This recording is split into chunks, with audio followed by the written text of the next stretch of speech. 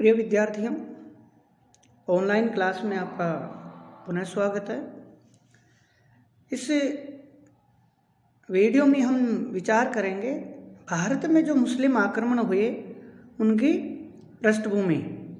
जैसा कि आप जानते हैं, मोहम्मद साहब के द्वारा नव स्थापित मुस्लिम धर्म में जो नई चेतना और नया जोश जो था, जिसके परिणाम स्वरूप उत्साही युवाओं ने इस्लामिक जगत में यश प्राप्त करने, प्रतिष्ठा प्राप्त करने और अपनी महत्वाकांक्षाओं की पूर्ति के लिए, और मोहम्मद साहब की वो प्रेरणा जिसके द्वारा ये कहा गया, बताया कि इस्लाम का प्रचार करते हुए, इसकी वृद्धि करते हुए, इसके प्रचार प्रसार में योगदान देते हुए अगर कोई युवा कोई भी अगर शहीद होता है तो उसको जन्नत नसीब होगी। तो इस प्रेरणा के द्वारा कई उत्साही और महत्वाकांक्षी युवाओं ने इस्लामिक शिक्षाओं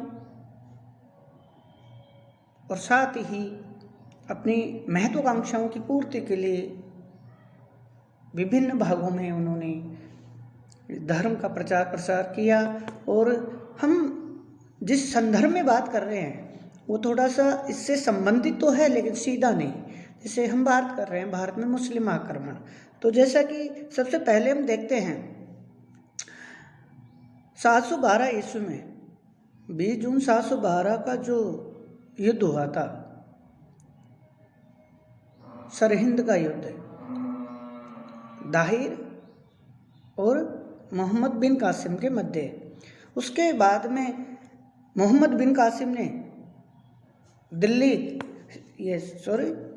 सिंध पर अधिकार कर लिया, और इस प्रकार ये जो पहला भारत में मुस्लिम आक्रमण था उसमें सिंध में मुस्लिम राज्य की स्थापना हुई। लेकिन अब पर इसके राजनीतिक महत्व की बात करते हैं तो इसका राजनीतिक दृष्टि से कोई विशेष प्रभाव नहीं पड़ा, और उस सिंध से आगे मुस्लिम साम्राज्य राज्य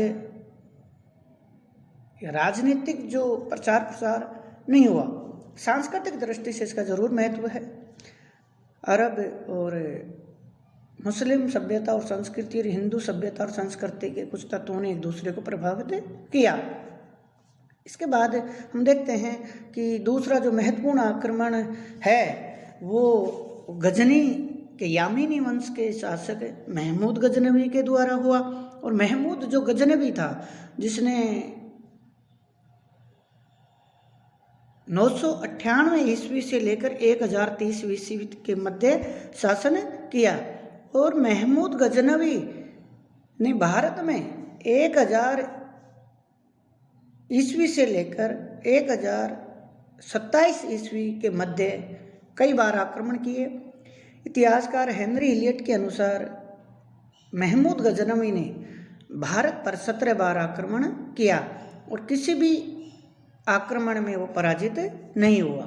यानी महमूद गजनवी ने जो 17 बार भारत पर आक्रमण किया, उन सभी युद्धों में, आक्रमणों में वही सफल रहा, विजयी रहा। लेकिन जहाँ तक हम बात करते हैं महमूद गजनवी की, महमूद गजनवी का जो राज्य था गजनी में था,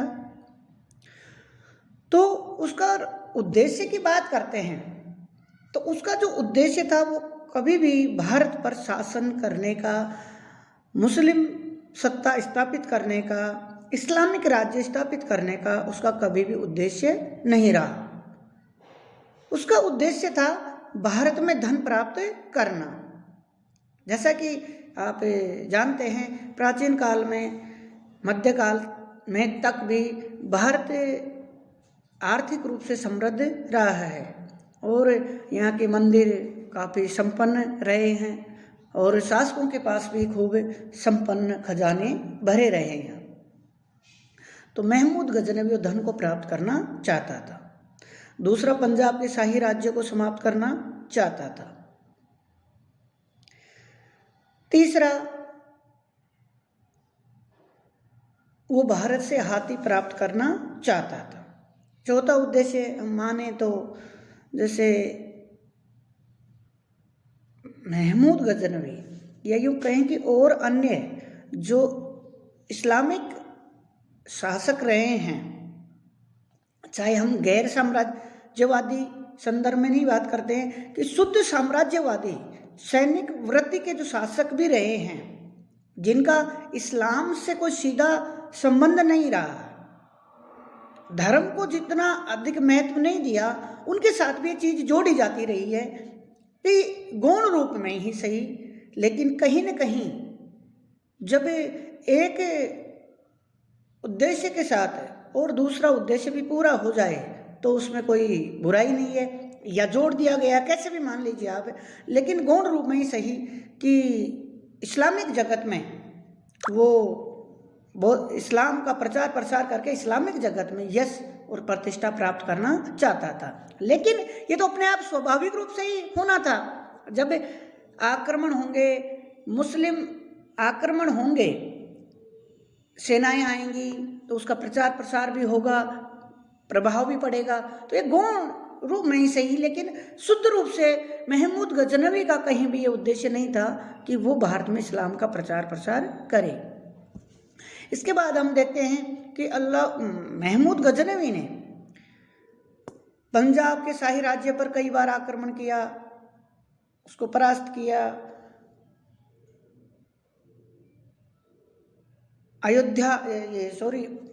बनारस पर आक्रमण किया,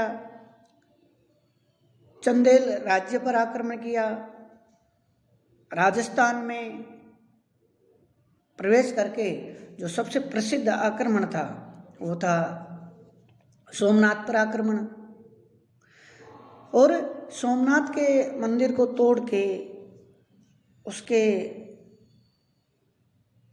धन संपत्ति को छीन लिया।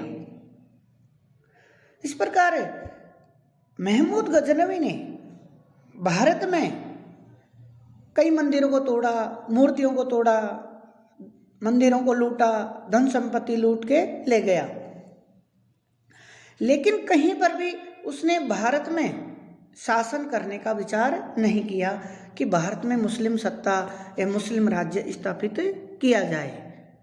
ये उद्देश्य और ये लक्ष्य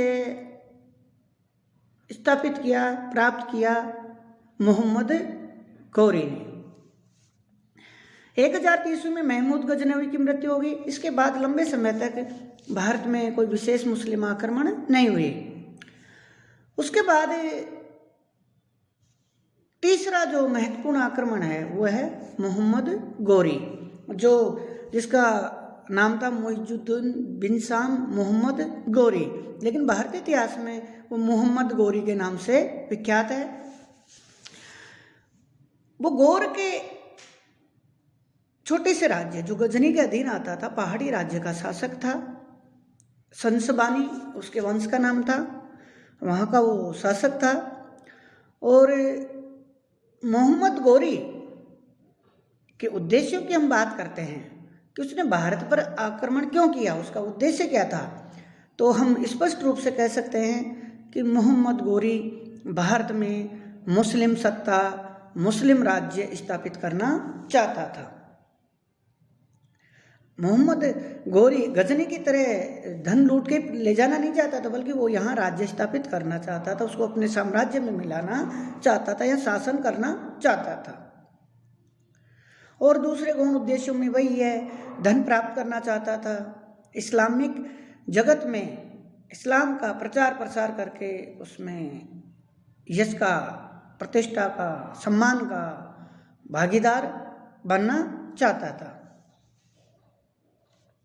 पड़ोसी शासक राज्यों के प्रति तो आप जैसा कि जानते हैं, ये राजतंत्रों के एक महत्वपूर्ण या यूँ अनिवार्य या किसी संदर्भ में देख लीजिए या कि स्वाभाविक प्रक्रिया देख लीजिए, प्रतिक्रिया देख लीजिए, पड़ोसी शासकों के प्रति जिनकी सीमाएं एक दूसरे से मिलती रही हैं, वो हमेशा ही विशेषकर राजतंत्रात्मक राज्यों में उनमें सदैव ही संघर्ष की स्थिति बनी रही है।